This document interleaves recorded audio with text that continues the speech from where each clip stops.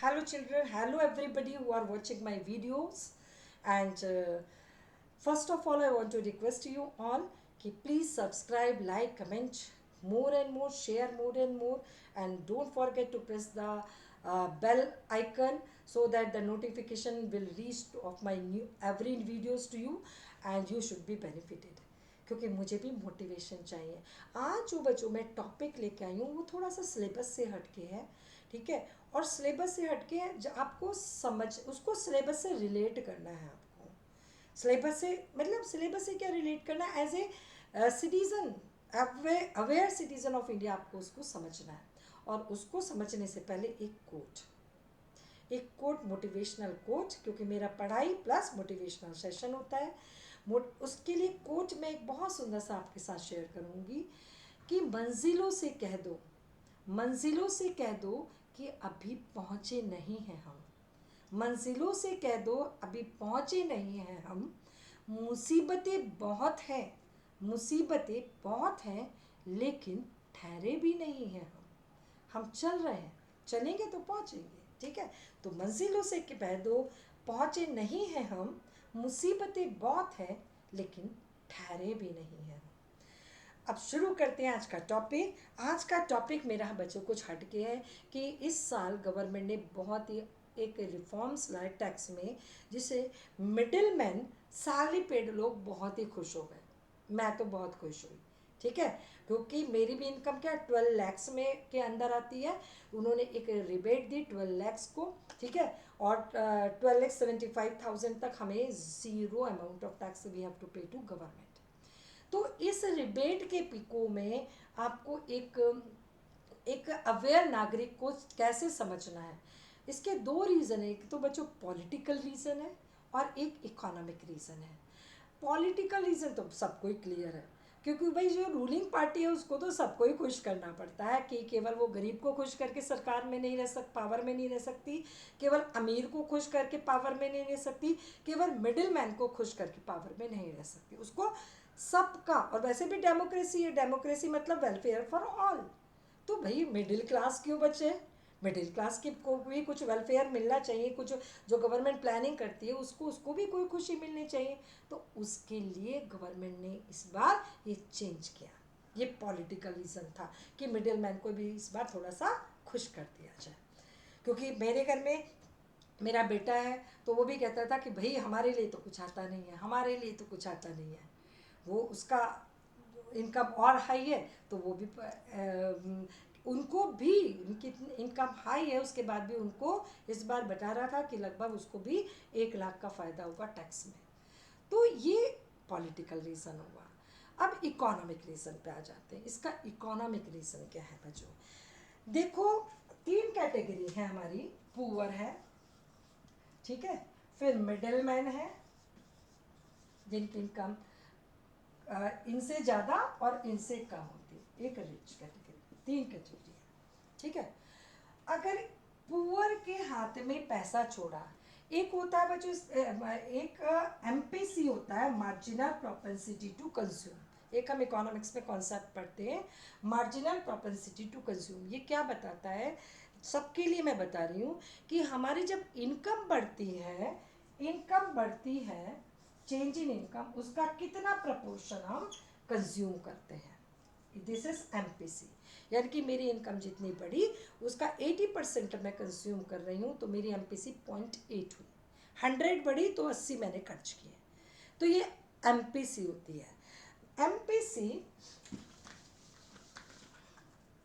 Poor लोगों की high होती है, रिच लोगों की लो होती है.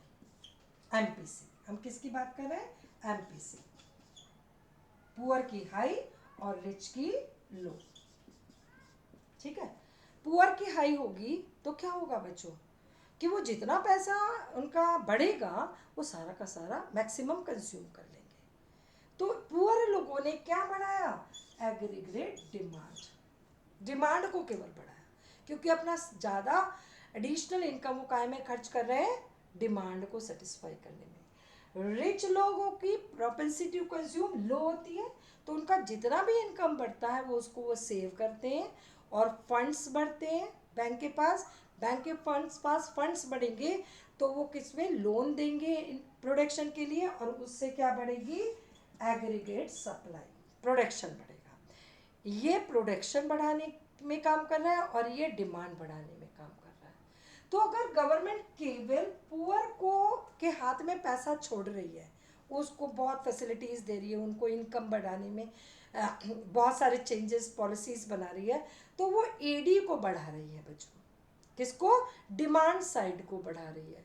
और रिच को के पास ज़्यादा पैसा छोड़ रही है तो वो लोग केवल आउटपुट को बढ़ाने में काम कर रहे हैं।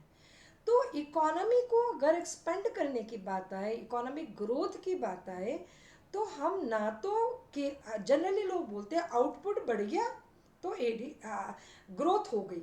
सच बात है कि जब हमारा आउटपुट बढ़ता है तो हमारे नेशन की ग्रोथ होती है।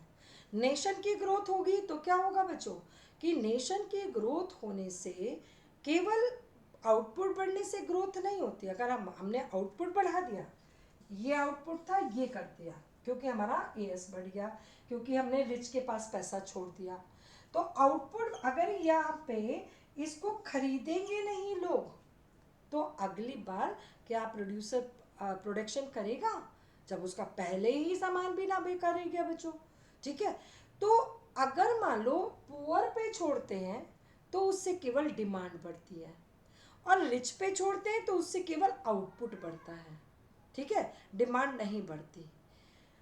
केवल मिडिल मैन ऐसा होता है, ये जो कैटेगरी है लोगों की, मिडिल मैन की, जो अपनी इंक्रीज्ड इनकम का एक प्रपोर्शन चेंज इन वाई का एक प्रपोर्शन कंज्यूम करते हैं और एक प्रपोर्शन सेव करते हैं।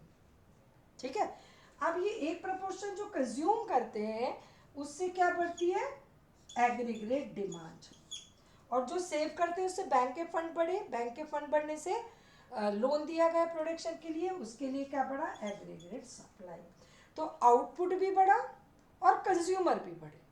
जब जितना आउटपुट बढ़ा उतनी डिमांड बढ़ेगी, तो क्या जितना प्रोडक्शन वो बिकेगा और नेक्स्ट साइकिल में फिर और प्रोड्यूसर प्रोडक्शन करेंगे और इकोनॉमी हमारी ग्रो होगी। ये रीज़न है इकोनॉमिक रीज़न कि मिडिल मैन को टैक्स रिबेट 7 लाख से बढ़ाकर 12 लाख तक छूट दी गई, क्योंकि जितना मिडिल मैन के पास पैसा होगा उससे हमारा आउटपुट भी बढ़ेगा, क्योंकि वो सेव भी करते हैं, उससे डिमांड भी बढ़ेगी, एग्रीगेट डिमांड भी बढ़ेगी, जो आउटपुट बना है वो बिकेगा भी, क्योंकि वो कंज्यूम भी करते हैं अपनी इंक्रीज्ड इनकम को।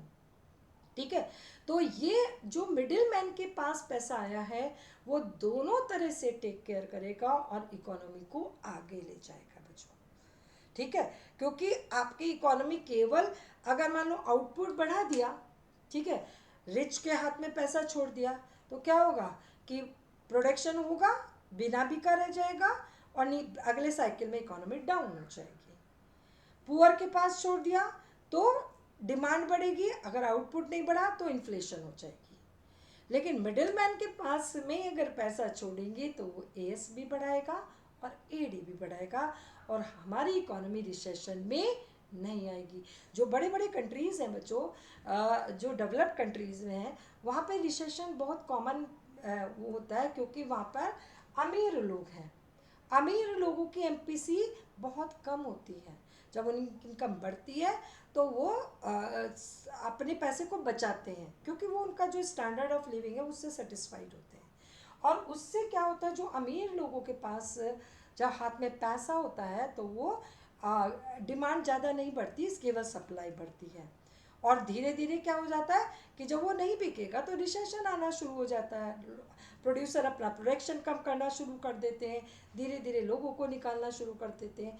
तो जो डेवलप्ड नेशन है यूएस वगैरह, वहाँ पे रिसेशन का मेन रीज़न होता है lack of demand, aggregate demand.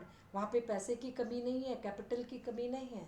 ठीक है, तो मिडिल मैन के हाथ में पैसा देंगे तो हमारी एएस भी बढ़ेगा, हमारी एडी भी बढ़ेगी और इकोनॉमी क्या होगी, ग्रो। Thank you. तो ये थे हमारे इसके economic and political reason. Be good citizen and good human being. God bless you.